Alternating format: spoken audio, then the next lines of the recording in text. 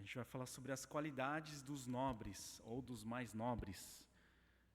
Essa semana a gente teve o Dia da Reforma, né? O dia que a gente comemora o Dia da Reforma, dia 31 de outubro. E a Reforma protestante ela foi marcada pelas teses de Lutero. Na verdade, o que Lutero fez, né, de pregar as teses na porta da igreja, era algo recorrente, era algo comum. Só que deu todo esse estrago que a gente viu depois, né? Então, como as pessoas costumavam fazer, os padres, quando eles tinham alguma tese, eles colocavam teses nas portas, e isso era levado à discussão entre os pares. Então, Lutero, ele fez isso também, né? Fez 95 teses. Antigamente eu achava que essas teses eram tipo como se fosse tese de doutorado, ou da academia, assim, uma coisa bem pesada, bem volumosa. Não, eram statements, né? Eram declarações, 95 teses, e essas teses acabaram provocando um rebuliço, né, dentro da Igreja Católica e também em toda a Europa. Mas Lutero ele não foi o único reformador, tiveram várias reformas. Tem pessoas como John Knox, por exemplo, Zwinglio, e assim, teve vários outros reformadores também, e foi um movimento que aconteceu em vários lugares, né, dentro da Igreja Católica, né, e depois, né, posteriormente, talvez numa segunda leva, né, alguns dizem, veio João Calvino, inclusive, né, um pouco depois de Lutero. E o engraçado, o interessante é que o Brasil foi afetado por isso, né? Muitos não conhecem a história, mas o primeiro culto protestante das Américas foi no Brasil, né? E foram amigos de João Calvino, que foram enviados para cá, né? O João Calvino enviou eles para cá, e eles realizaram o primeiro culto protestante aqui, no dia 10 de março de 1577, né? Alguns anos depois da chamada descoberta do Brasil, né? Foi lá no Rio de Janeiro, no interior da Baía de Guanabara, numa ilha pequenininha chamada Ilha de Villegaignon, né? Atualmente. Lá aconteceu o primeiro culto protestante das Américas, não só do Brasil, mas das Américas, e eram presbiterianos, né? Isso faz parte um pouco da nossa história presbiteriana também. E essa história linda acabou de uma maneira trágica, não menos linda, mas acabou de uma maneira trágica porque teve uma desavença teológica com, né, o Villegaignon, né, que deu nome à ilha, que, enfim, era uma autoridade na época. E então os protestantes que vieram, né, os franceses e tudo mais que vieram, eles foram expulsos, só que num dos navios teve problema, então 5 deles eles se voluntariaram para permanecer no Brasil.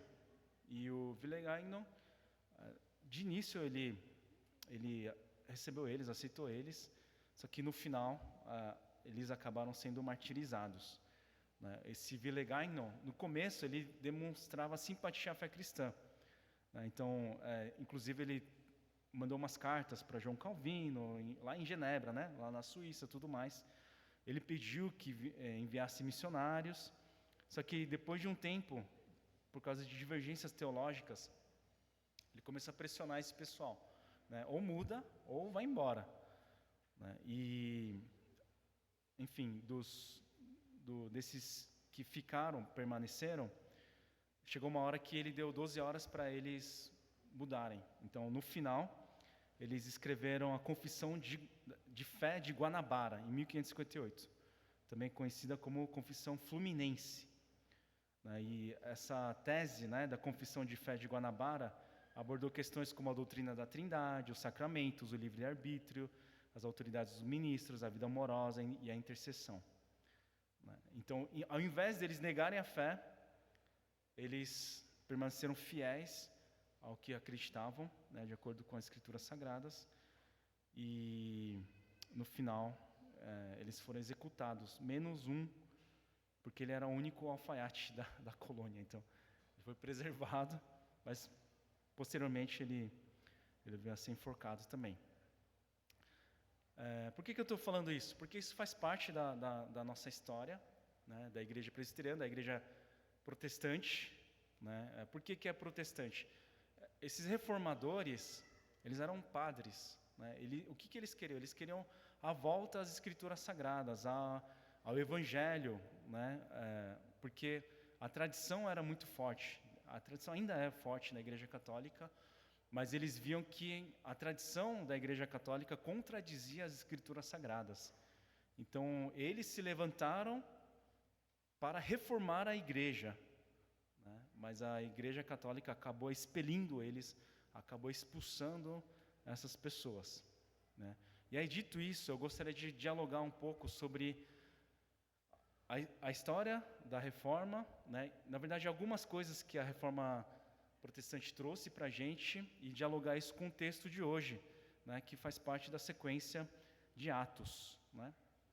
Então, a gente vê que Lucas, ele destaca uma qualidade dos bereanos, né? Os bereanos que moravam em Bereia, né? E ele diz que eles são mais nobres do que os tessalonicenses. Então, em Atos 17, de 1 a 9, a gente vê Paulo e seus companheiros indo em Tessalônica. Muitos creram em Jesus. Ele estava mostrando aos judeus, né, principalmente aos judeus, mas gregos também passaram a crer, que Jesus era o Cristo. E ele estava mostrando isso conforme as Escrituras Sagradas. Então, muitos tessalonicenses creram, mas também teve um levante de judeus tessalonicenses contra Paulo e toda a companhia, porque eles tinham inveja. Então, o que eles fazem? Eles pegam pessoas que não tinham nada para fazer, né? E desses eles escolhem pessoas perversas para fazer um levante contra Paulo e Silas. Mas, quando eles vão procurar eles já tinham partido para Bereia. E aí, se você quiser saber mais detalhes da história, depois você lê Atos 17, 1 a 9, tá bom? Por questão de tempo, eu não vou me aprofundar nessa história. O fato é que Lucas, ele faz esse contraste, né? Ele fala que os bereanos, no versículo 11, os bereanos eram mais nobres do que os tessalonicenses. Então eu queria falar um pouco sobre as qualidades dos nobres, né? Por que eles eram nobres ou mais nobres? E Lucas, ele destaca 3 qualidades dos bereanos. Então, o primeiro ponto é que a qualidade dos mais nobres é o grande interesse pelo evangelho.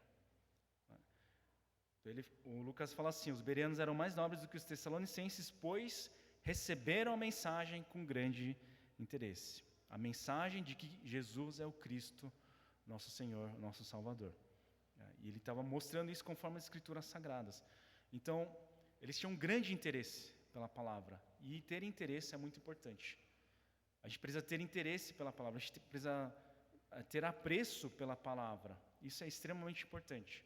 Isso é tão importante que, às vezes, as igrejas elas caem na tentação de querer entreter demais o público, né? De que o culto seja um entretenimento, de que seja aprazível, que seja agradável para as pessoas. E, honestamente, nem sempre a gente prega ou a gente ouve coisas agradáveis aos nossos olhos, porque se tudo fosse agradável aos nossos olhos, a gente estaria adorando a si mesmo, né? A gente não estaria aqui para adorar ao Senhor, Deus Todo-Poderoso, que é muito maior do que nós em sabedoria, em poder, em conhecimento, né? Não teria razão para a gente adorar a Deus. Mas quando a gente vai conhecendo a Deus, a gente vê quanto a gente é pecador, a gente vê quanto a gente precisa sair da nossa zona de conforto, como a gente precisa ser reformado, né? Nossos corações precisam ser reformados. Então, às vezes, eu tenho que fazer pregações que são difíceis para mim.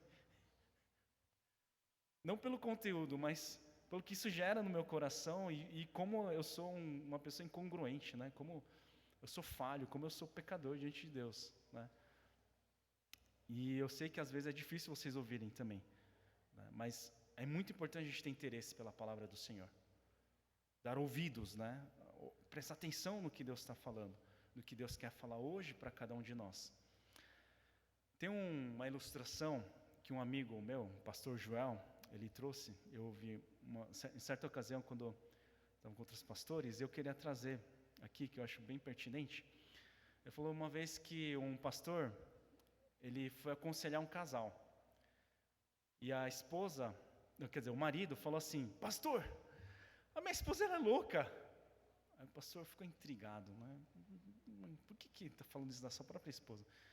Aí o marido falou assim: a minha esposa, ela queria que eu fosse para o mercado com ela. Eu fui. Aí quando eu voltei, ela falou: eu não quero que você nunca mais vá comigo para o mercado. O pastor estranhou assim. Não entendeu, né? Parece que o marido está certo, né? A esposa é louca, queria que fosse junto, depois volta falando que nunca mais quer que o marido acompanhe ela. Aí o pastor se dirigiu à esposa e perguntou: o que aconteceu? Né? Por que você falou isso? Aí ela falou assim: pastor, eu não queria que ele fosse comigo para o mercado. Eu queria que ele quisesse ir comigo para o mercado. Entenderam a diferença?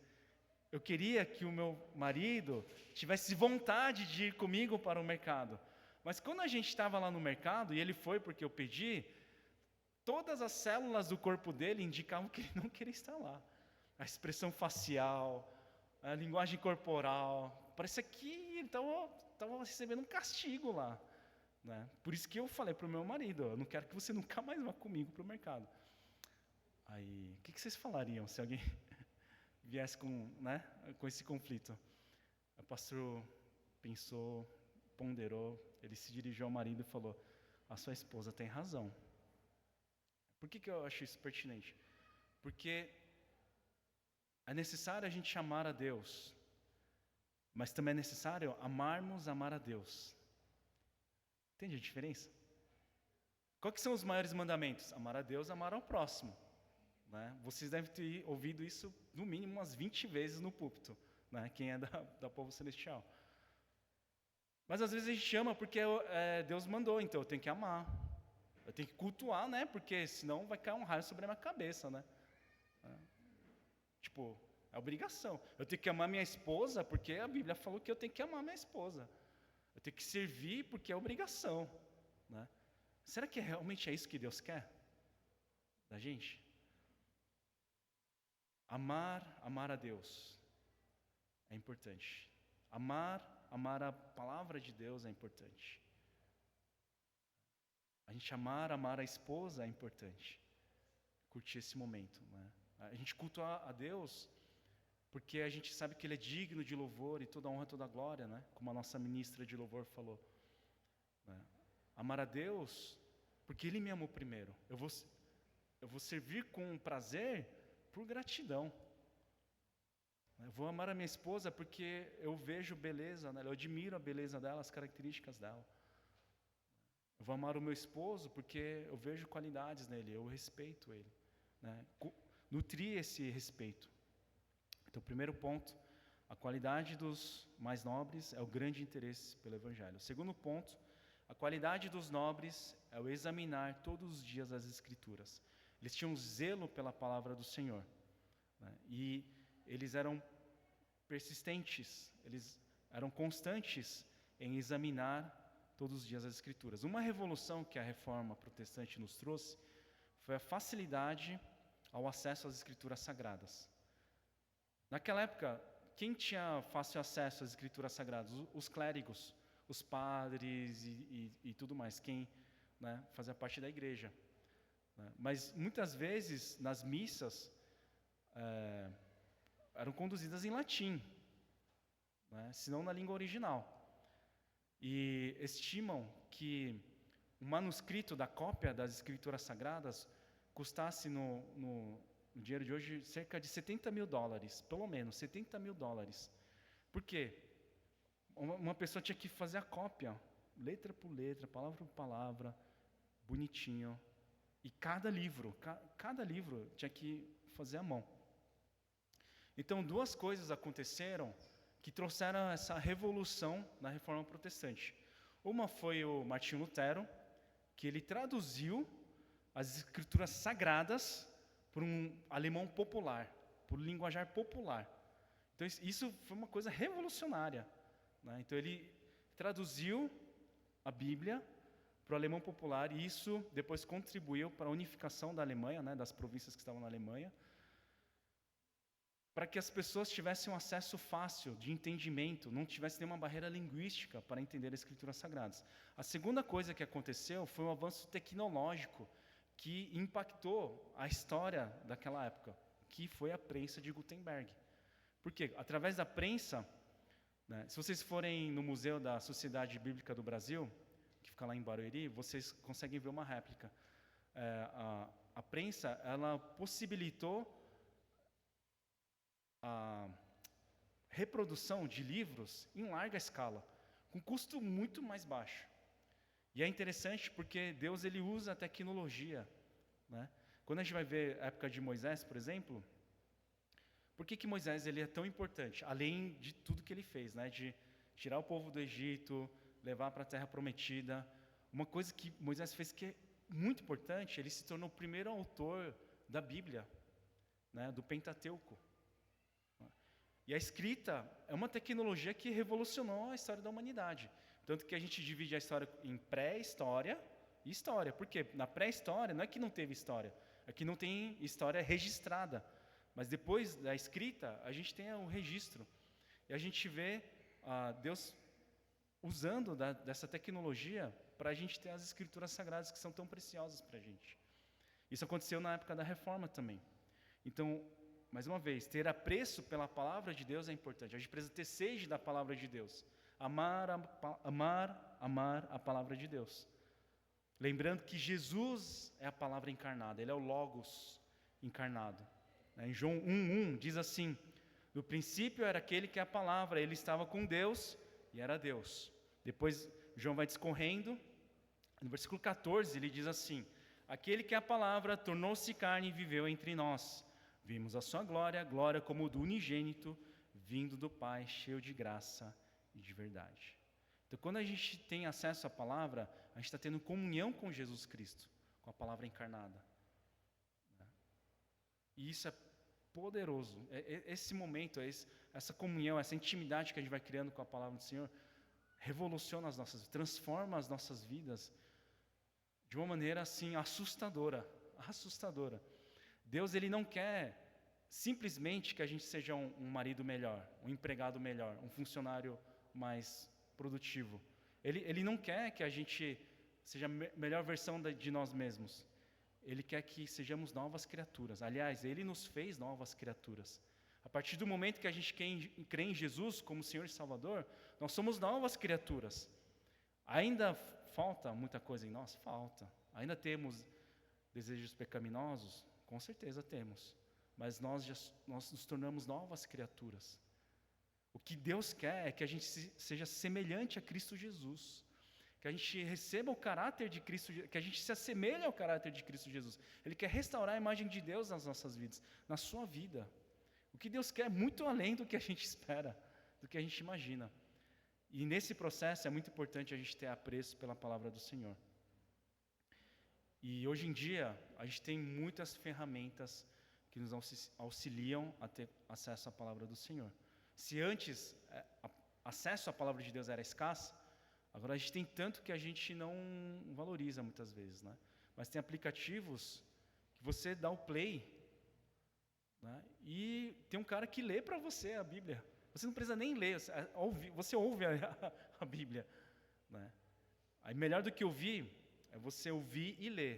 Melhor do que isso é você meditar sobre isso, você debruçar na palavra, de modo que isso gere um impacto na sua vida, de modo que a palavra direcione a agenda da sua oração, o conteúdo da sua oração, a maneira que você vai orar, que isso seja moldado pela palavra do Senhor. E não só isso, mas que a gente possa gerar frutos, né? A gente possa permanecer na palavra do Senhor, a palavra do Senhor permanecer em nós permanecemos no amor de Cristo, o amor de Cristo permanecer em nós. E qual que é a promessa de Jesus em João 15? Tudo o que pedires, eu vos atenderei. E pela resposta de oração, pelos frutos, Deus Pai será glorificado e vocês serão chamados meus discípulos. Olha só que poderoso. Você quer que a sua oração seja atendida? Tenha comunhão com a palavra do Senhor. Você quer que a sua vida seja transformada? Tenha comunhão com a palavra do Senhor. Terceiro e último ponto, a qualidade dos nobres é a busca da convicção própria ao Evangelho. Quando a gente fala que é convicção própria, o que isso quer dizer? É necessário que todos nós, todos que estão aqui presentes, em algum momento a gente responda ao Evangelho dizendo: eu creio. Sim, eu creio no Senhor Jesus Cristo, meu Senhor e Salvador. Como eu disse, né, nas semanas anteriores, não é pela fé do meu pai, da minha esposa, não. Eu preciso passar por esse processo de ter um encontro com Jesus, de ter convicção, né, de Jesus, né, meu Senhor e Salvador, de ter convicção do reino de Deus, de ter convicção de um Deus criador dos céus e da terra que rege o universo. Nós precisamos ter essa convicção. Mas isso não quer dizer que eu vou crer sozinho e tanto faz a igreja. Não. O contexto dos bereanos, eles viam juntos. É uma comunidade que examinava as Escrituras e eles verificavam se o que Paulo falava estava certo. Então, não é só uma coisa emocional. Tem a emoção também, porque eles tinham um grande interesse, eles tinham um apreço, eles tinham um amor, era algo muito caro para eles, mas eles também tinham essa decisão racional de passar, de pensar, de verificar nas Escrituras. E aí, para que eles tivessem a convicção, para ver se o que Paulo estava falando, Paulo estava comprovando de que Jesus era Cristo, realmente fazia sentido de acordo com as Escrituras Sagradas. Então, uma outra revolução que a Reforma Protestante trouxe foi a salvação pela fé. Efésios 2, 8 e 9 diz assim: pois vocês são salvos pela graça, por meio da fé. E isso não vem de vocês, é dom de Deus, não por obras, para que ninguém se glorie. O que os reformadores trouxeram? A salvação não é por indulgência, a salvação não é por obras, mas é pela fé. Né? Nós somos salvos pela graça por meio da fé. Basta crermos, mas nós precisamos crer, nós precisamos ter convicção, nós precisamos acreditar que Deus existe e que Ele é galardoador daqueles que o buscam. Né? Hebreus. Né? A gente precisa crer no Senhor. Né? Acreditar que Ele é galardoador dos que o buscam, né? Que Ele recompensa aqueles que o buscam. Né? Então, mas para isso, para a gente ter uma compreensão correta da palavra, a gente precisa da comunidade.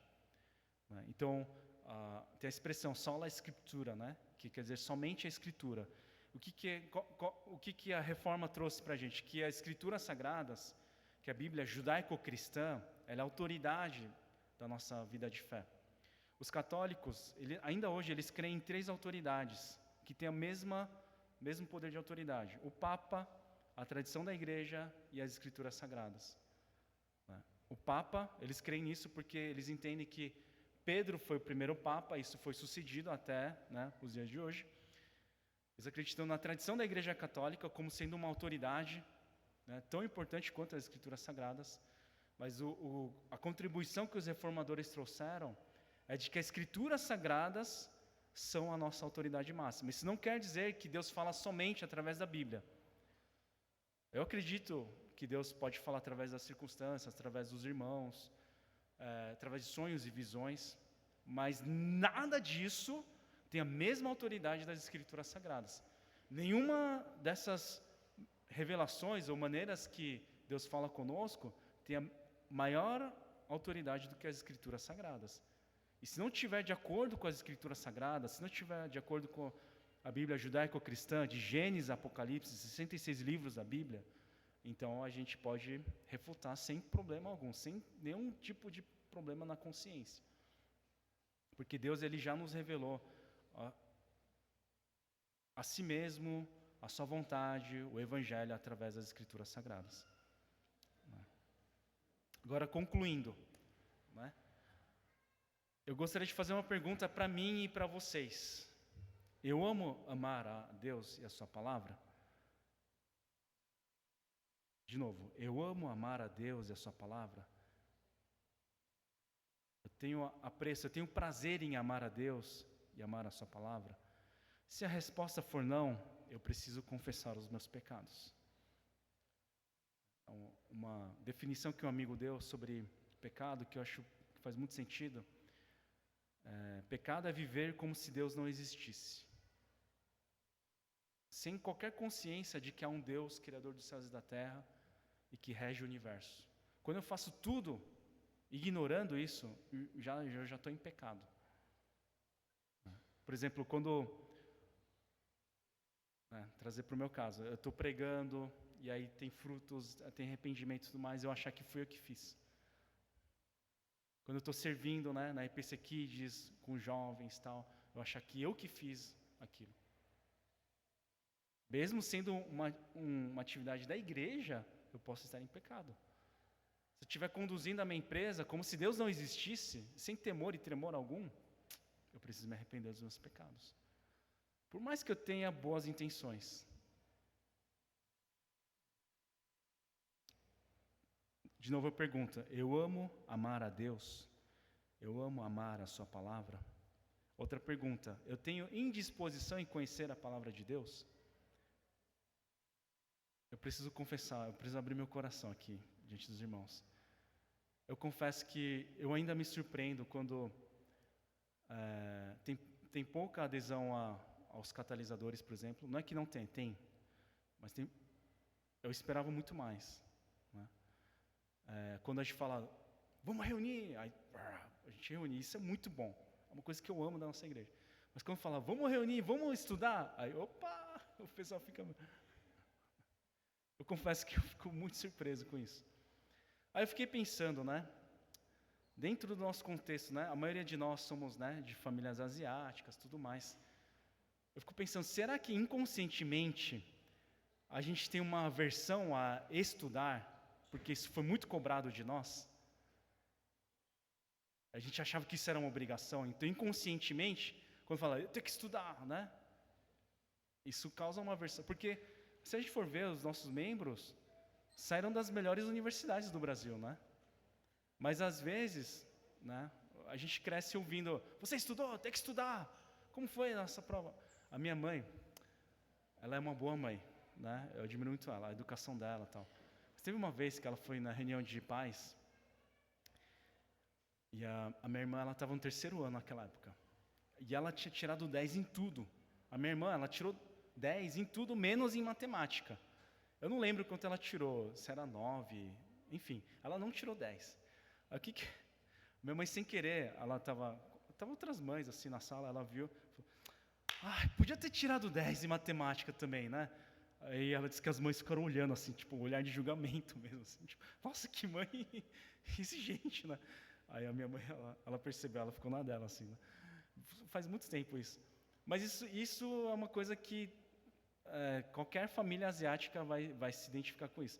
Eu fico pensando, será que a gente, inconscientemente, tem essa, é obrigação, é pesado, eu não quero, sabe? Então, se esse é o seu caso, se não for, glória a Deus, beleza. Mas se esse for o seu caso, eu gostaria de falar de você ter prazer em aprender. Não pensa assim, eu tenho que estudar, porque o pastor está falando, não sei o que lá. Não, tenha prazer em aprender. Tenha prazer em ter comunhão com a palavra de Deus, em conhecer a vontade de Deus, o caráter de Jesus Cristo. Eu gostaria de fazer um convite para a gente mudar um pouco esse pensamento.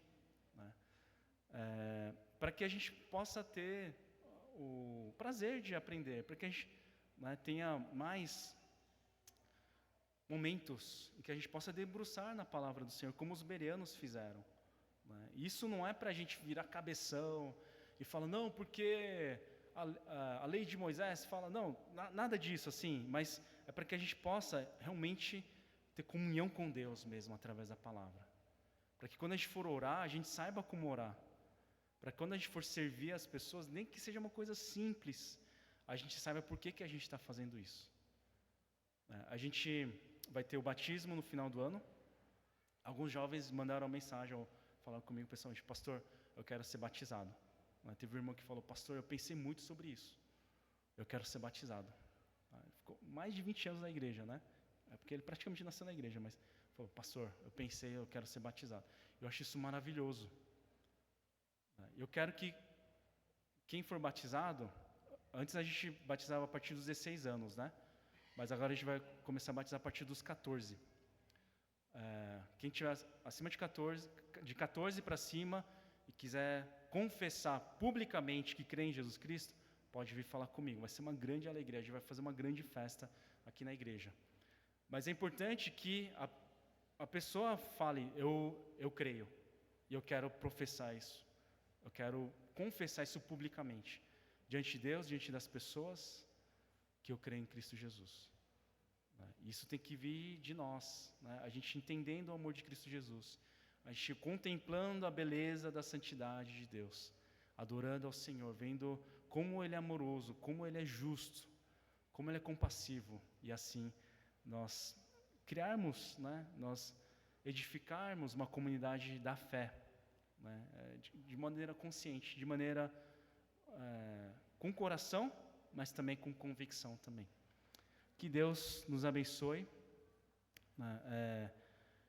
Convido a equipe de louvor a vir à frente. Terminando, né? Perguntas bônus. Como é que Paulo, Silas e companhia podiam continuar a pregar com tanto fervor e persistência o Evangelho, a mensagem do Evangelho? É porque eles tinham convicção. Mais do que emoção, eles tinham convicção também. Apesar das lutas, dos sofrimentos, eles continuaram a pregar o Evangelho. Como é que os primeiros mártires do Brasil puderam entregar suas vidas pelo Evangelho? Era só eles falarem, eu nego, tá bom, você está certo. E fugir, sei lá. Mas não, eles falaram, não, eu creio nisso. Não só isso, eles escreveram uma confissão de fé a partir daí. Porque eles não puderam negociar com o Evangelho, porque eles não podiam negociar com Deus, com Cristo Jesus. Eles estavam comprometidos a esse ponto com o Evangelho. Que Deus possa nos abençoar, que Deus nos dê um coração missionário, né, como a gente vê acontecendo em Atos, como a gente vê acontecendo com os reformadores também. João Calvino enviou pessoas até o Brasil, era praticamente o fim do mundo naquela época, para pregar o Evangelho, né, para pregar o Evangelho. Que a nossa igreja, que nós também tenhamos esse coração, para abençoar outras nações, outras famílias e a nossa comunidade, né, abrangendo mais, né, São Paulo e assim por diante. Que Deus nos abençoe. Vamos